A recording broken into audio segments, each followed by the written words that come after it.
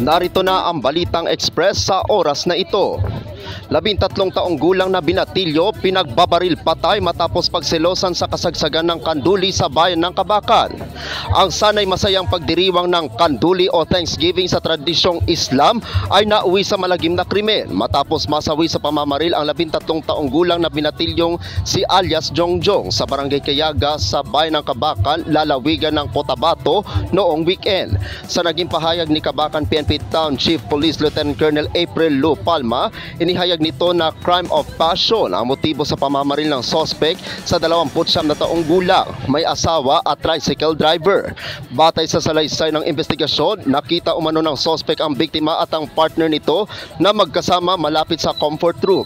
Dahil dito, nandilim umano ang kanyang paningin at agad na pinagbabaril ang binatilyo. Gayunpaman, giit ni Lieutenant Colonel Palma, nagpapatuloy pa ang investigasyon para matukoy ang tunay na kumpletong dahilan ng pamamaril. Matapos tumakas, nahuli ang suspect sa isinagawang lambat bitag sasakyan operation matapos ma-flag down ito ng mga operatiba. Inaasahang ilalabas ng mga otoridad ang progresibong ulat sa mga susunod na araw habang nagpapatuloy ang pagtitipon ng ebidensya at testimonya. Antabayan ang iba pang mga balita mamayang 9:30 ng gabi sa Philippine Headlines.